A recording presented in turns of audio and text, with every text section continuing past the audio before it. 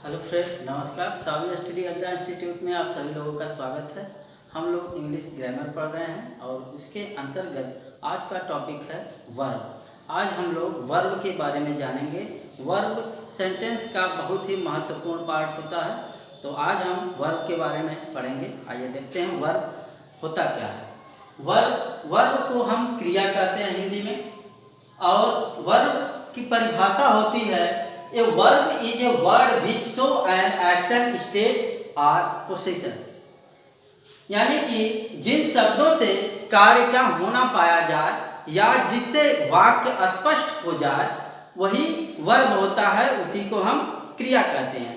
ऐसे शब्द जिसको जो वाक्य में प्रयोग करने से उसका अर्थ स्पष्ट हो जाए या उसके जरिए कार्य का होना पाया जाए तो वही वर्ब कहलाता है। उस वर्ड को हम लोग वर्ब कहते हैं, क्रिया कहते हैं। वर्ब जो है चार प्रकार के होते हैं। पहला ट्रांसिटिव वर्ब। ट्रांसिटिव वर्ब को सकर्मक क्रिया कहते हैं। दूसरा इंट्रांसिटिव वर्ब, इसको हम अकर्मक क्रिया कहते हैं। तीसरा है लिंकिंग वर्ब, जिसे संयोजक क्रिया कहते हैं। और चौथा है एक्सिलरी वर्ब यानी सहायक क्रिया, इसको हम हेल्पिंग वर्ब के नाम से भी जानते हैं। तो सबसे पहले देखते हैं ट्रांसिटिव वर्ब के बारे में, यानी ट्रांसिटिव वर्ब होता क्या है। ट्रांसिटिव वर्ब यानी जिन क्रियाओं के साथ ऑब्जेक्ट होता है यानी कर्म होता है, वह ट्रांसिटिव वर्ब कहलाते हैं। जिन क्रियाओं के साथ जब भी हम सेंटेंस लिखते हैं और उसमें क्रिया का प्रयोग करते हैं और उसके साथ जो है ऑब्जेक्ट होता है, कर्म होता है, तो ऐसे जो क्रियाएं होती हैं जिनके साथ कर्म जुड़ा हो वह ट्रांसिटिव वर्ब कहलाते हैं। इसको हम ट्रांसिटिव वर्ब कहते हैं और हिंदी में इसको सकर्मक क्रिया कहते हैं। दूसरा चीज जैसे इसके बारे में, जैसे Ram played cricket. Ram played cricket, Ram cricket खेलता है, खेला। राम क्रिकेट खेला, ये पास्ट इंडेफिनिट का है, तो इसमें प्लेड क्रिया हो गई और क्रिकेट जो है आपका ऑब्जेक्ट हो गया, इसको हम कर्म कहते हैं। दूसरा इसका एग्जांपल है Ram gave Hari a book. Ram Hari को एक बुक दिया, एक किताब दिया, तो इसमें क्रिया है गेव और इसके साथ हरि है और हरि ऑब्जेक्ट के रूप में यहाँ पर लिखा गया है। यानी कि क्रियाओं के साथ जब ऑब्जेक्ट यानी कर्म का प्रयोग हो तो ऐसी क्रियाएं ट्रांसिटिव वर्ब कहलाती हैं, सकर्मक क्रिया कहते हैं। दूसरा है इंट्रांसिटिव वर्ब, इसको हम अकर्मक क्रिया कहते हैं या अकर्मक यानी कि जिसमें कर्म न हो। जिन क्रियाओं के साथ कर्म नहीं होता है, वह कर्म से जुड़ा हुआ नहीं होता है, सिर्फ क्रिया होती है, उसको हम अकर्मक क्रिया या इंट्रांसिटिव वर्ब कहते हैं। जैसे राम प्लेज, राम खेलता है, तो इसमें वर्ब के साथ कोई ऑब्जेक्ट नहीं है, इसलिए इसको हम यानी कि ऐसी क्रियाएं ट्रांसिटिव वर्ब से नाम से जानी जाती हैं। इसका अगला एग्जांपल है मीरा इज कमिंग। मीरा आ रही है, इसमें वर्ब है लेकिन इसमें कोई ऑब्जेक्ट नहीं है। मीरा कहाँ से आ रही है, इसमें ऑब्जेक्ट नहीं है, तो यह इंट्रांसिटिव वर्ब है। तीसरा है सीता विल गो। सीता जाएगी, इसमें भी वर्ब के साथ ऑब्जेक्ट नहीं है, तो यहाँ पर इंट्रांसिटिव वर्ब होता है। तीसरा है लिंकिंग वर्ब। लिंकिंग वर्ब को हम लोग संयोजक क्रिया कहते हैं, यानी कि जो जोड़ने का काम करे। संयोजक का मतलब ही होता है जोड़ना। ऐसी क्रियाएं जो सब्जेक्ट यानी कर्ता को उसके कंप्लीमेंट यानी पूरक से जोड़ती है। ऐसी क्रियाएं जो कर्ता से उसके पूरक यानी वर्ब के पूरक जो वर्ड होते हैं उनको जो जोड़ने का काम करते हैं, उसको हम लिंकिंग वर्ब कहते हैं, यानी वह कंप्लीमेंट यानी पूरक को जोड़ने का काम करता है। जैसे Mohan is honest. Mohan is honest, honest शब्द जो है यह पूरक है, यह क्रिया का एक पूरक शब्द है इसके लिए यहाँ पर संयोजक क्रिया इसको कहा गया है। जैसे यहाँ पर हम लिख दिए हैं मोहन, मोहन सब्जेक्ट हो गया और इसके साथ जो क्रिया है, यह क्रिया नहीं उसका पूरक है, क्रिया का पूरक ऑनेट शब्द है, तो ऐसी क्रियाएं संयोजक क्रिया कहलाती हैं। चौथा है ऑक्सिलरी वर्ब। ऑक्सिलरी वर्ब को हम सहायक क्रिया के नाम से जानते हैं, इसको हेल्पिंग वर्ब के भी नाम से जाना जाता है, जो मुख्य क्रिया को टेंस में बनाने में सहायता करती है।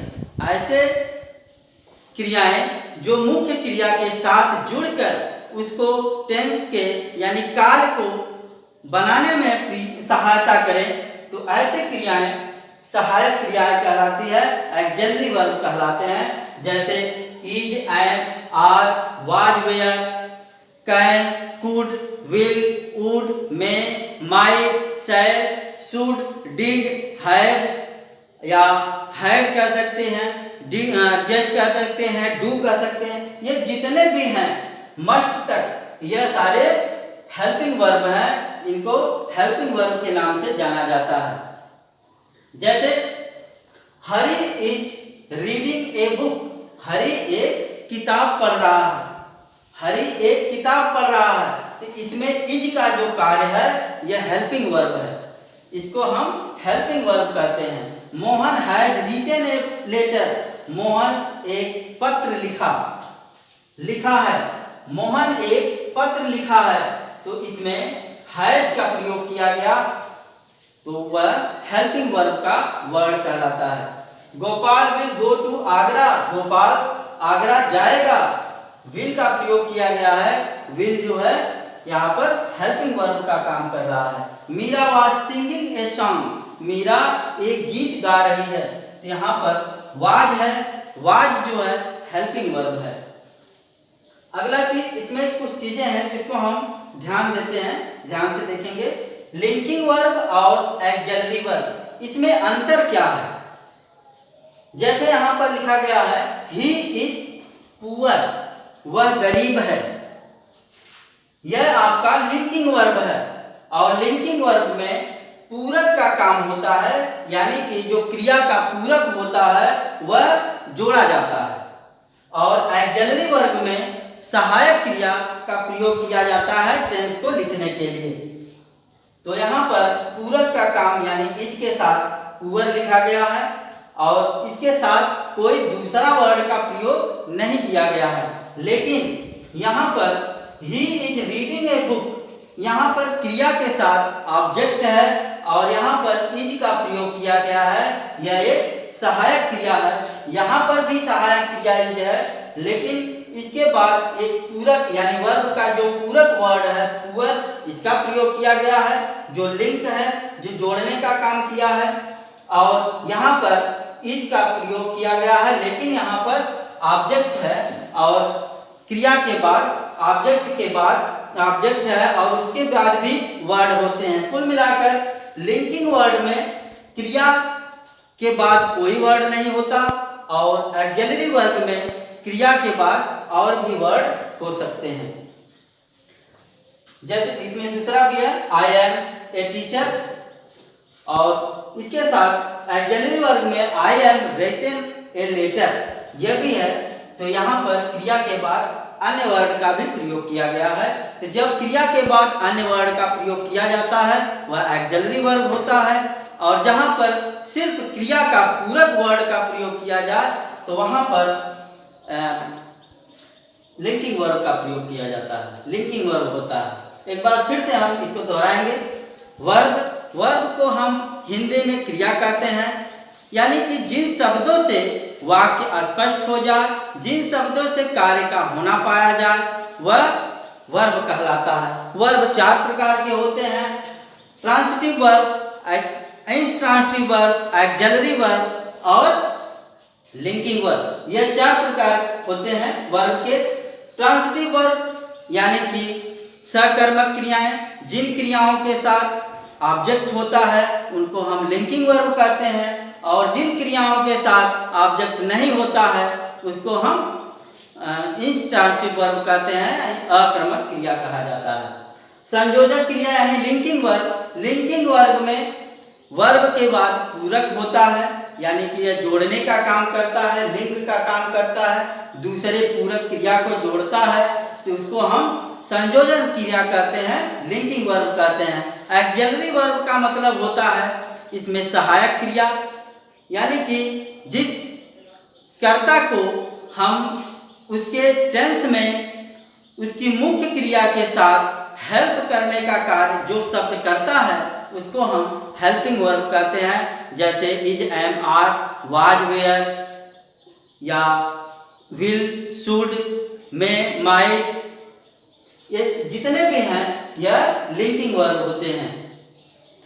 इसके साथ ही लिंकिंग वर्ब और ऑक्सिलरी वर्ब को पहचानने के लिए लिंकिंग वर्ब के साथ, यानी वर्ब जब भी हम प्रयोग करते हैं उसके साथ कोई भी उसके आगे बढ़ाने के लिए वर्ड नहीं होता है, वह वहीं पर स्टॉप होता है, उसके बाद कोई किसी भी वर्ड का प्रयोग नहीं किया जाता है। लेकिन ऑक्सिलरी वर्ब में वर्ब के साथ ऑब्जेक्ट होता है या और भी वर्ड का प्रयोग किया जा सकता है। तो ये थे आपका वर्ब, और आज हम वर्ब के बारे में जाने। तो आज के लिए बस इतना ही, कल मिलते हैं नेक्स्ट टॉपिक के साथ। धन्यवाद।